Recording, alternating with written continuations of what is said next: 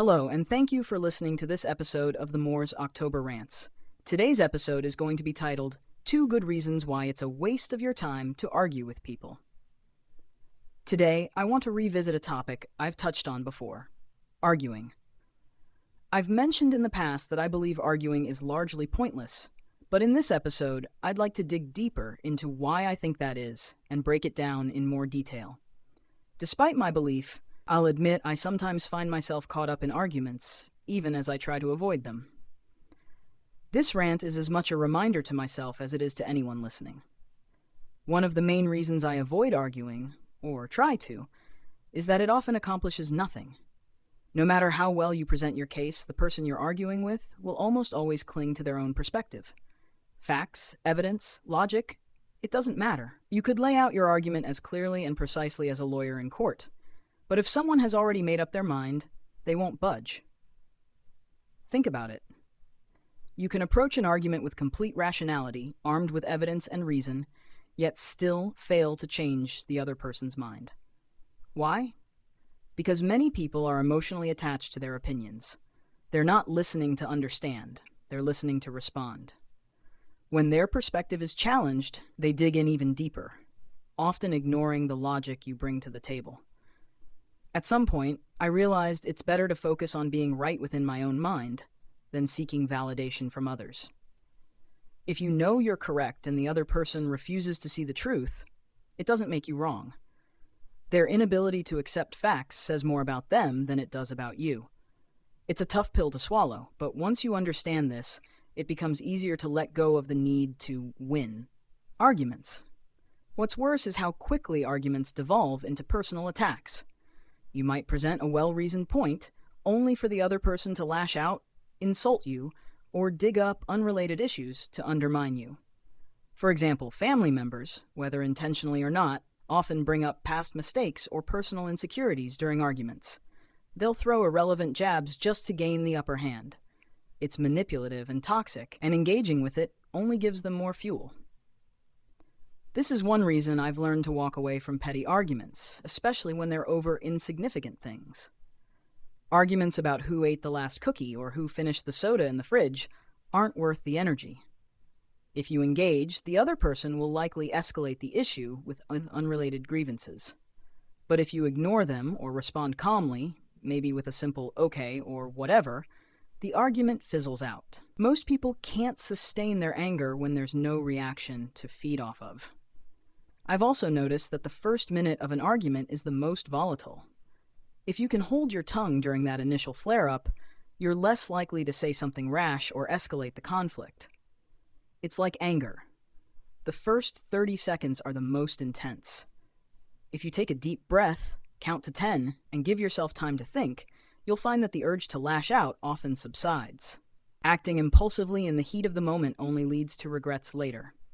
Words spoken in anger can cause far more damage than the original issue ever warranted. Growing up, I dealt with situations where arguments became deeply personal. My mother, for instance, would often bring up unrelated issues or insecurities to hurt me during disagreements. If we argued about something trivial, like cleaning up a mess, she might suddenly throw in a jab about my career or personal life. These tactics weren't about resolving the issue. They were about gaining power in the moment. It's toxic behavior, and unfortunately, it's not unique to her. Many people resort to these kinds of attacks during arguments, whether they're family, friends, or strangers. When someone brings up unrelated issues in an argument, it's a clear sign they've run out of valid points. They're grasping at straws, trying to throw you off balance because they have nothing meaningful to contribute. Recognizing this tactic for what it is can help you disengage and maintain your composure. At that point, you've already won. There's no need to argue further because they've shown they're not interested in a rational discussion. Debates and disagreements can be healthy, but only when both parties approach them in good faith. Not every disagreement is an argument, and not every argument needs to become a fight. It's natural to have differing opinions, but the goal should be understanding, not victory. If someone isn't willing to meet you halfway, it's better to step back than to exhaust yourself trying to change their mind. As I've gotten older, I've started to see disagreements as opportunities to find common ground, rather than sources of conflict. No one will ever agree with you on everything, and that's okay. Focusing on areas of agreement instead of disagreement can lead to more meaningful connections. However, this only works when both parties are willing to engage respectfully. When someone approaches a conversation with hostility or bad faith, it's not worth your time. Some people argue just for the sake of arguing. They thrive on conflict and seem to enjoy stirring the pot. For them, it's like a game or a sport, a way to provoke a reaction and feel powerful. Engaging with these types of people only fuels their behavior. The best response is no response. Silence and indifference are far more effective at shutting down their antics than any counter-argument could ever be. I've also been thinking about the importance of asking myself why I'm engaging in an argument in the first place. What am I trying to achieve? If the answer is nothing meaningful, then it's better to walk away.